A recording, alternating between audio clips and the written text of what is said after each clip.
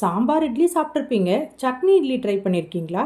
வாங்க simple and டேஸ்டியான சட்னி இட்லி எப்படி செய்யறதுன்னு பார்க்கலாம். முதல்ல ஒரு மிக்சி ஜாரில் 15 பல்லு பூண்டு, கைப்பிடி அளவு சின்ன வெங்காயம், 3 காஷ்மீரி சில்லி, 5 ரெட் சில்லியை சேர்த்து பல்ஸ் மோட்ல அரைச்சி எடுத்துக்கலாம். இது கூட ரஃபா சாப் பண்ணி வச்சிருக்க 3 பெரிய சைஸ் தக்காளியை சேர்த்து நல்லா ஃபைனா அரைச்சி தனியா வச்சிருங்க.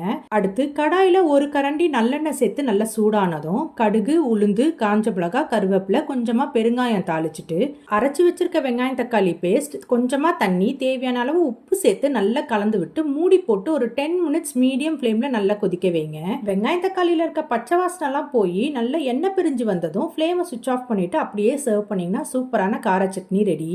நான் இன்னைக்கு ஃப்ரெஷ்ஷான ராகி இட்லி மாவுல மினி இட்லிஸ் ரெடி பண்ணி வச்சிருக்கேன். இப்போ அந்த இட்லியை இந்த சட்னியில சேர்த்து லோ ஃப்ளேம்ல வச்சு ஒரு 2 நிமிஷத்துக்கு நல்லா கலந்து விட்டு ஃப்ரெஷ்ஷான கொத்தமல்லியை போட்டு சர்வ் பண்ணீங்கன்னா ரொம்ப டேஸ்டியான சட்னி இட்லிஸ் ரெடி. ராகி இட்லி சாப்பிட்றதுக்கு கொஞ்சம் பிளாண்டா இருக்கும்ன்றதுனால தான் நான் இதில் ட்ரை பண்ணியிருக்கேன். நீங்க நார்மல் இட்லிலேயே ட்ரை பண்ணி பாருங்க.